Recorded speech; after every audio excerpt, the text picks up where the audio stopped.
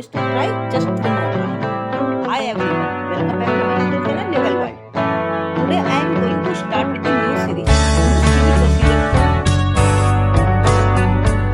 जिसको हम शॉर्ट में कहते हैं CPC। और जैसा कि आपको पता है कि आप में से हर कोई, हम जितने भी लोग हैं, कहीं ना कहीं हर व्यक्ति को एक बार कोर्ट में जाना ही पड़ता है। जब हम कोर्ट के अंदर जाते हैं तो हमें उस प्रोसीजर का ज्ञान नहीं है। आज हम लोग उसी के बारे में डिस्कस करेंगे। जैसा कि आपको पता है कि हमारे देश में टोटल मिला के 2 प्रकार के कानून पाए जाते हैं, दूसरे होते हैं क्रिमिनल लॉ। यदि हम बात करते हैं सिविल लॉ की, तो सिविल लॉ 2 होते हैं जिनके अंदर केवल कंपनसेशन या डैमेजेस का प्रावधान पाया जाता है। और there is provision for compensation और डैमेज। ऐसे कानून को सिविल कानून कहा जाता है।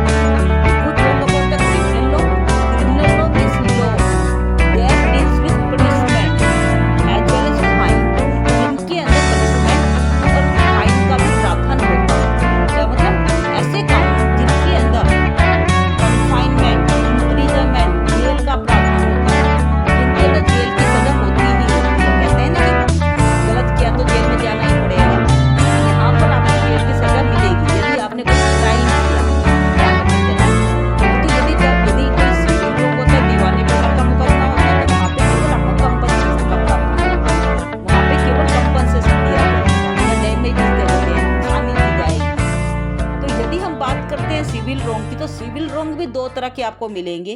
एक होते हैं सब्सटेंटिव लॉ और दूसरे होते हैं प्रोसीजरल लॉ।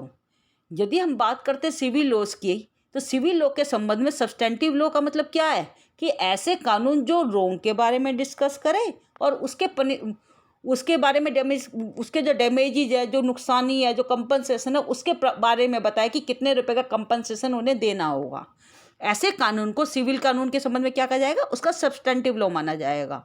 यदि हम बात करते हैं प्रोसीजरल लॉ की, तो procedural law means a law that describes about the procedure to be followed in the cases of civil suits. ऐसे मुकदमे जो सिविल नेचर के हैं, ऐसे मुकदमों के लिए किस प्रकार का प्रोसीजर फॉलो किया जाना चाहिए, उसके संबंध में जो बताएगा, ऐसा कानून क्या कहलाएगा, प्रोसीजरल लॉ कहलाएगा। और जो हमारे आपको पता है कि इंडिया के अंदर सिविल प्रोसीजर के बारे में कौन डिस्कस करता है, सिविल प्रोसीजर कोड, जिसको हम कहते हैं CPC। आज मैं उसी के बारे में डिस्कस करने वाली हूँ।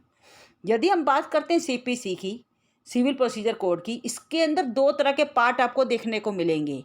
एक वो पार्ट है जो सेक्शंस की बात करता है और दूसरा पार्ट बात करता है ऑर्डर्स की। और यहाँ पे दोनों के दोनों ही जरूरी हैं।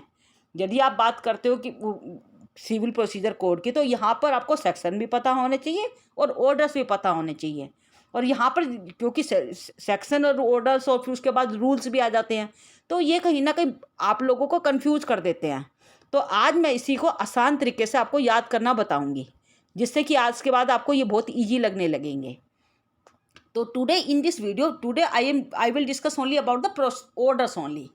यदि हम बात करते हैं CPC के ऑर्डर्स की, तो वो केवल आपको प्रोसीजर के बारे में बताएंगे कि आपका जो कोर्ट का प्रोसीजर है वो कैसे फॉलो किया जाएगा।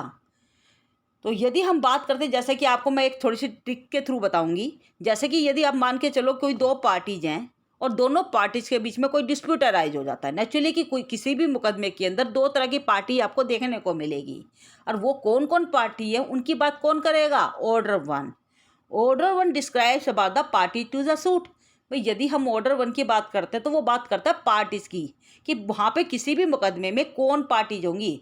और यदि हम बात करते हैं पार्टीज की, तो 2 तरह की पार्टी आपको देखने को मिलती है किसी भी मुकदमे में। एक तो होता है प्लेंटिफ और दूसरा होता है डिफेंडेंट। प्लेंटिफ किसे कहते हैं, वादी को, वाद फाइल करने वाला, a person who files the suit against the other party, जो सूट मुकदमा फाइल करता है, उसको कहा जाता है प्लेंटिफ। यदि हम बात करते हैं डिफेंडेंट की, तो डिफेंडेंट किसे कहते हैं, प्रतिवादी। प्रतिवादी मीन्स अगेंस्ट हुम सूट इज इंस्टीट्यूटेड, जिसके अगेंस्ट मुकदमा लाया जाता है उसको कहा जाता है प्रतिवादी, या डिफेंडेंट भी कह देते हैं। और डिफेंडेंट का सिनोनियम वर्ड होता है रेस्पोंडेंट।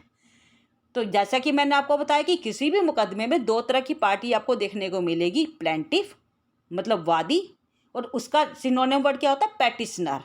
और दूसरी पार्टी कौन होती है, जिसके खिलाफ मुकदमा लाया जाता है, उसको कहते हैं डिफेंडेंट या रेस्पोंडेंट, प्रतिवादी। तो यहाँ पर जब पार्टीज की बात करते हैं तो किसी भी मुकदमे में कौन कौन पार्टी होगी इसके बारे में कौन डिस्कस करेगा, ऑर्डर 1 बताएगा। Order 1 deals with the party to the suit. Plaintiff कौन है, डिफेंडेंट कौन है, कौन जो मुकदमा फाइल कर रहा है वो वादी हो गया और जिसके खिलाफ मुकदमा लाया जा रहा है वो प्रतिवादी हो गया। तो जैसा कि मैंने आपको बताया कि पार्टीज के बारे में डिस्कस किया जाएगा by the order 1। Now come to order 2। यदि जैसे ही हम मुकदमे जब हमारे बीच में जब कोई दो पार्टीज के बीच में झगड़ा उत्पन्न हो जाता है, मान के चलो ए और बी दो व्यक्ति हैं, वो पार्टीज है सूट में और उनके बीच में डिस्प्यूट अराइज हो गया। अब नेचुरली कि डिस्प्यूट जैसे ही अराइज होगा तो भाई ए बी के खिलाफ मुकदमा लाना चाहता, तो ए कौन है, प्लेंटिफ हो गया and B is the defendant. तो ए और बी के अंदर मैंने आपको क्या बताया, एक वादी है दूसरा प्रतिवादी है। ए हमारा वादी है और बी प्रतिवादी है।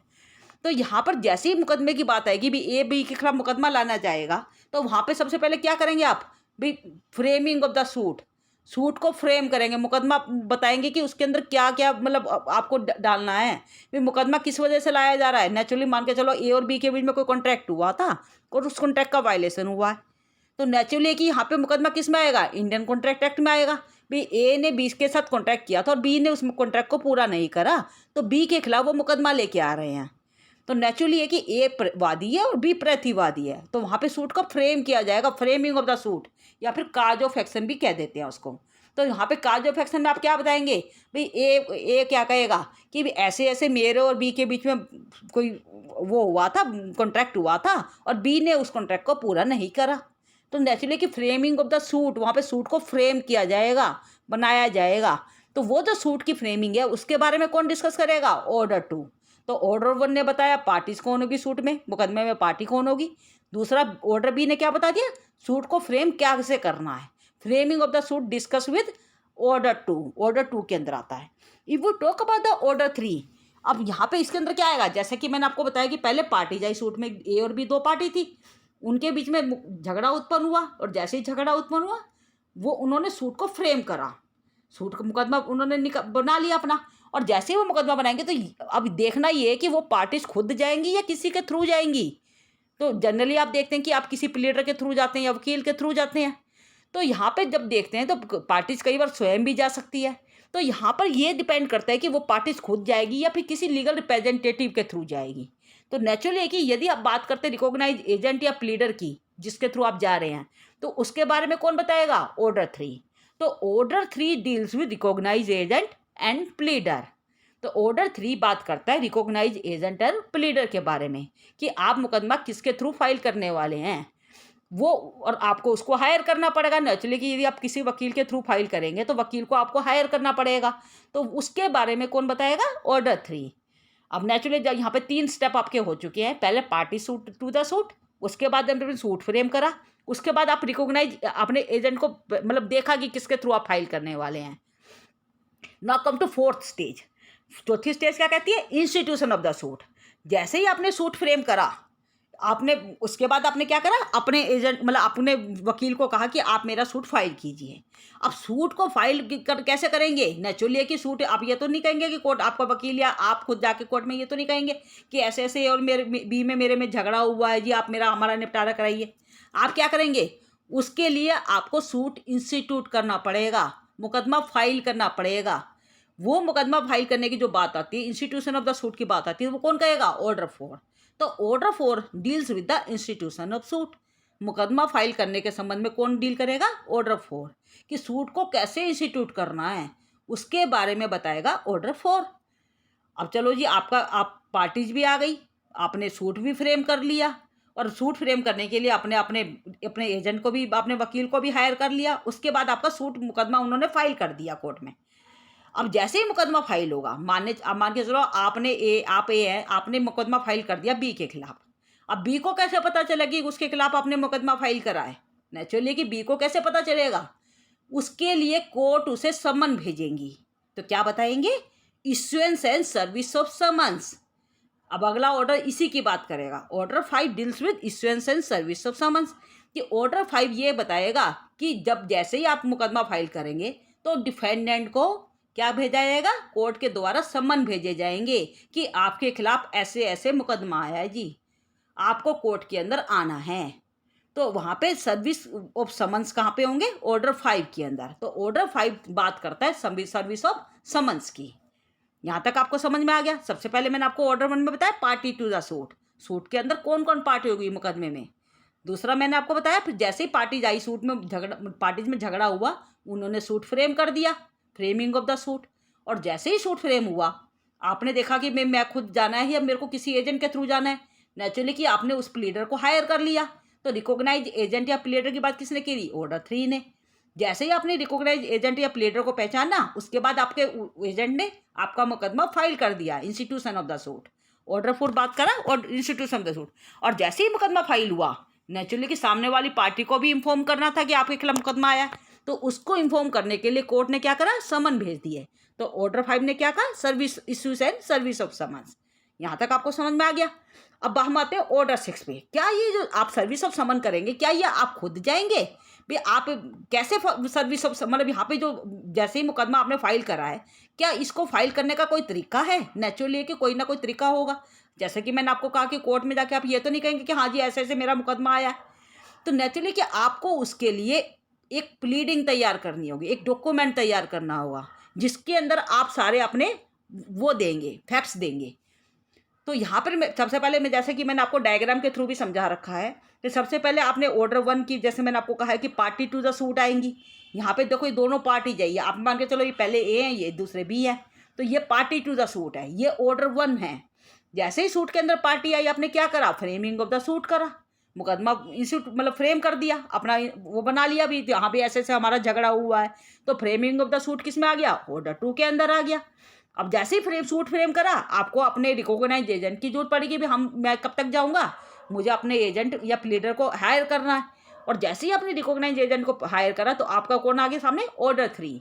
और ऑर्डर 3 के बाद जैसे ही आपने सूट को इंस्टीट्यूट करना था, मुकदमा इंस्टीट्यूट करना था, उसके लिए कौन आया सामने, ऑर्डर 4। तो ऑर्डर 4 ने बात करी इंस्टीट्यूशन ऑफ द सूट की। एंड उसके बाद जैसा कि मैंने आपको बताया, ऑर्डर 5 ने क्या करा कि जो अपोजिट पार्टी थी उसको समन इश्यू कर दिए। तो वहाँ पे कोर्ट ने service of issue of the service of summon करा, तो वो कहाँ पे आएगा, ऑर्डर 5 के अंदर। तो जैसा कि मैंने आपको बताया कि सर्विस का समन करने के बाद, तो वहाँ पे जो अपने फैक्ट्स जो आप बताएंगे, अपने तथ्यों को जब आप कोर्ट के सामने डिक्लेयर करेंगे, तो कैसे डिक्लेयर करेंगे, क्या आप ओरली डिक्लेयर करेंगे या उसके लिए आपको रिटर्न में देना होगा। नेचुरली कि ओरली तो आप नहीं करेंगे, उसके लिए आपको रिटर्न में एक डॉक्यूमेंट बना के देना होगा। वो जो डॉक्यूमेंट है जो आप रिटर्न में बना के देते हैं, उसी को प्लीडिंग कहा जाता है। तो जो प्लीडिंग होती है 2 तरह की होती है, पहली होती है प्लेंट, सेकंड होती है रिटर्न स्टेटमेंट। तो यदि हम बात करते हैं प्लीडिंग की, तो प्लीडिंग की बात कौन करता है, order 6। Order 6 deals with pleading. Order 6 ये कहता है कि प्लीडिंग क्या होगी। प्लीडिंग का मतलब मैंने आपको क्या बताया, plaint plus return statement.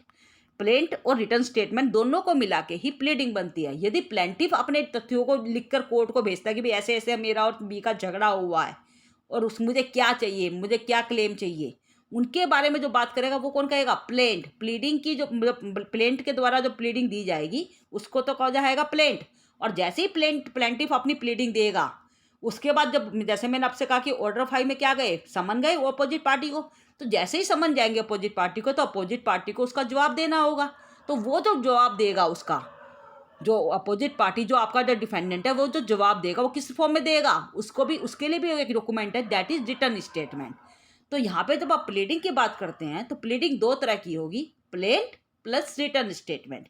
Plaint जो प्लीडिंग के द्वारा, प्लेंटिफ के द्वारा दिया जाएगा, और रिटर्न स्टेटमेंट जो डिफेंडेंट के द्वारा दी जाएगी।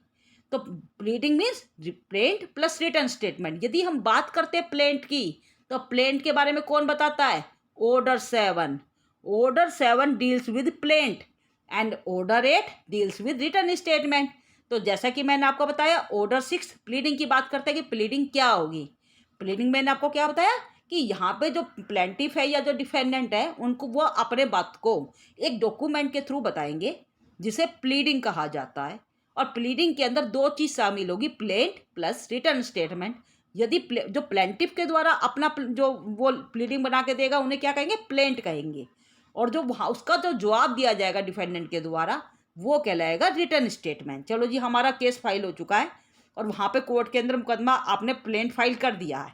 और जैसे ही आपने प्लेंट फाइल करा, नेचुरली कि उसका जवाब के रूप में उसने क्या करा डिफेंडेंट ने रिटर्न स्टेटमेंट दे दी, भाई ऐसे ऐसे मेरी कोई गलती नहीं है, या जो भी उन्होंने मानना है, तो वो अपनी रिटर्न स्टेटमेंट वगैरह देंगे। चलो अब ये बात कंप्लीट हो गई। अब हम आते हैं ऑर्डर 9 पे। अब जैसे ही आपकी डेट ऑफ हियरिंग फिक्स हुई, चलो जी, अब आप भी चले गए कोर्ट में, और ऑर्डर जैसे मैंने आपको बताया कि अपोजिट पार्टी भी आ गई है। तो जैसे ही आपकी हियरिंग की डेट फिक्स होगी, तो वहाँ पर अब डिपेंड करेगा कि दोनों पार्टी आती है या नहीं आती है। कई बार ऐसा होता है कि एक पार्टी गायब हो जाती है, और कई बार ऐसा भी होता है कि दोनों पार्टी आ जाती है। तो नेचुरली कि उस अब यहाँ पे जो देखना है कि क्या दोनों पार्टी आएंगी, और यदि दोनों पार्टी नहीं आती तो क्या एक पार्टी आती है भी, जिनमें से कई बार प्लेंटिफ आ जाता है, कई बार डिफेंडेंट भी आ जाता है। तो नेचुरली कि यहाँ पे उसके बारे में कौन बात करेगा, ऑर्डर 9। तो अब ऑर्डर 9 बात करता है appearance and non appearance of the parties. भी पार्टी आएगी तो क्या होगा, और पार्टीज नहीं आएगी तो क्या होगा, और पार्टीज नहीं आएंगी तो उसके क्या सर्कमस्टांसिस होंगे, उसके लिए क्या होगा। तो उसके बारे में बात कौन करेगा, ऑर्डर 9। यदि हम बात करते हैं ऑर्डर 9 की, तो ऑर्डर 9 के अंदर रूल 1 to 14 दिए गए हैं। रूल 1 से लेकर 14 तक ऑर्डर 9 के अंदर ही शामिल है।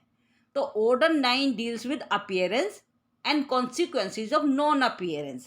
यदि पार्टीज आ जाती तो बहुत अच्छी बात है जी, दोनों का केस सॉल्व हो जाएगा। और यदि मान के चलो एक पार्टी नहीं आती किसी वजह से, तो क्या होगा, उसके क्या कॉन्सिक्वेंसेज होंगे, क्या परिणाम होंगे, उसके बारे में बात करेगा ऑर्डर 9। तो order 9 deals with consequences of non appearance of the parties. और यदि नहीं आती हैं, और यदि आ जाती है तो बहुत अच्छी बात है जी। तो appearance and consequences of non appearance, तो डैट डील्स विद ऑर्डर 9। तो ऑर्डर 9 के अंदर आपको मैंने क्या बताया, रूल 1 to 14, रूल 1 से 14 तक आपके ऑर्डर 9 के अंदर ही शामिल हैं। तो यहाँ मैंने आपको क्या बताया, appearance and non appearance of the parties, और यदि पार्टीज नहीं आएंगी तो उसके क्या परिणाम होंगे, कॉन्सिक्वेंसेज ऑफ नॉन अपीयरेंस। ये पूरे के पूरे ऑर्डर 9 के अंदर बताए गए हैं। तो जैसा कि मैंने आपको बताया, अब पार्टीज मान के चलो आ जाती है, तो क्या होगा, पार्टीज का एग्जामिनेशन होगा। तो एग्जामिनेशन के लिए आपका कौन सा ऑर्डर आ जाएगा, ऑर्डर 10। तो यहाँ पे जैसा कि मैंने आपको बताया कि order 10 deals with examination of the parties.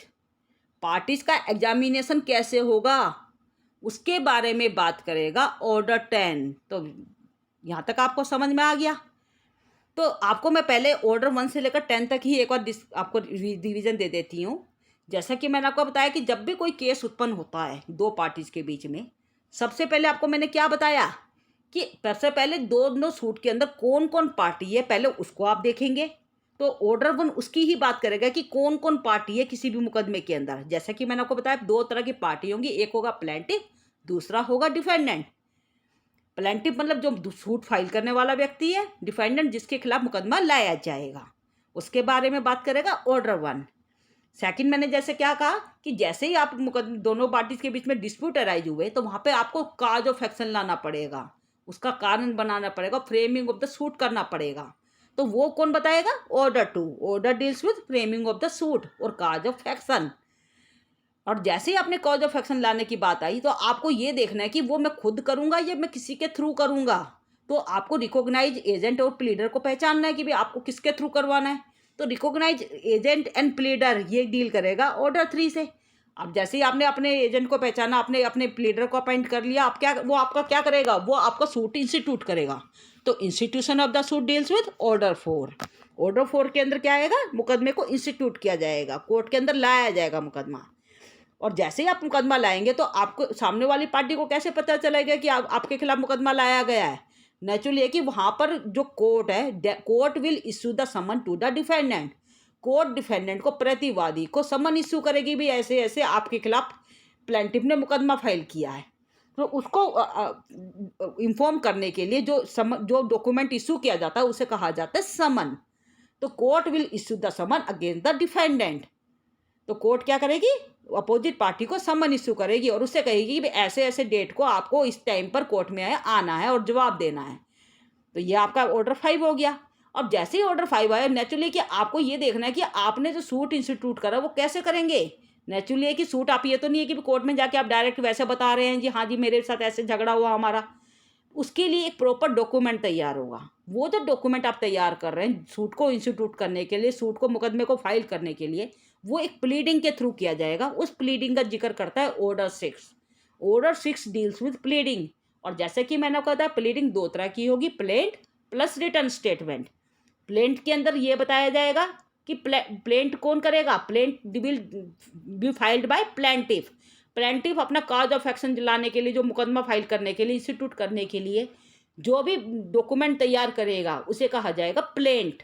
और जो उसका जवाब देने के लिए, उस प्लेंट का जवाब देने के लिए जो आपका जो प्रतिवादी है, डिफेंडेंट है, जो उसका जवाब देगा जिस डॉक्यूमेंट के थ्रू, उसको कहा जाएगा रिटर्न स्टेटमेंट। तो प्लीडिंग यहाँ पे जो प्लेंट है या जो रिटर्न स्टेटमेंट है, इन दोनों को मिला के ही प्लीडिंग बनती है। तो प्लेंट की बात कौन करेगा, ऑर्डर 7, और रिटर्न स्टेटमेंट की बात करेगा ऑर्डर 8।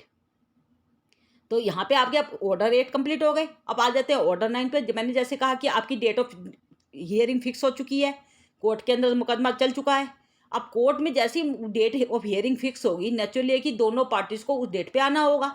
अब मान के चलो दोनों पार्टी आ जाती है तो आपकी डेट ऑफ हियरिंग पे सही काम हो जाएगा, परंतु बाई चांस नहीं आई फिर क्या होगा। तो इसकी बात कौन करेगा, ऑर्डर 9 आ जाएगा। ऑर्डर 9 क्या कहता है, appearance and consequences of non appearance of the parties. भाई को पार्टीज आ गई तो बहुत अच्छी बात है, नहीं आती तो उसके क्या परिणाम होंगे उसके बारे में डिस्कस करेगा ऑर्डर 9। और जैसे कि मैंने आपको बताया ऑर्डर 9 के अंदर रूल 1 to 14 आते हैं। इनको मैं अलग अलग बाद में ना खोल के अलग अलग वीडियो भी बनाऊंगी इनकी। अभी मैं केवल आपको इनके ऑर्डर याद करवा रही हूँ, जिससे कि आपको ये अच्छे से समझ में आ जाए कि किस ऑर्डर में क्या दिया गया है। तो जैसे मैंने बताया order 9 deals with appearance of the parties and consequences of non appearance. यदि पार्टीज आ जाए तो बहुत अच्छी बात है कि हियरिंग हो जाएगी, बट यदि पार्टीज की कोई पार्टी नहीं आती तो उसके क्या परिणाम होंगे उसके बारे में डिस्कस किया जाएगा ऑर्डर 9 में। और इसके लिए रूल मैंने आपको बताया 1 to 14। And the last rule मैंने आपको बताया था order 10। Order 10 deals with examination of the parties. जैसे ही पार्टी जाएंगी कोर्ट के अंदर, आप उनका क्या करेंगे, एग्जामिनेशन करेंगे। तो वहाँ पे पार्टीज का एग्जामिनेशन जो किया जाएगा वो ऑर्डर 10 में किया जाएगा। तो ये मैंने आपको ऑर्डर 10 तक आज बताया और मैं समझती हूँ आप लोगों को समझ में आए होंगे। If you have any doubt that put down in the comment section, and don't forget to like, share and subscribe my channel for the further update. Thank you.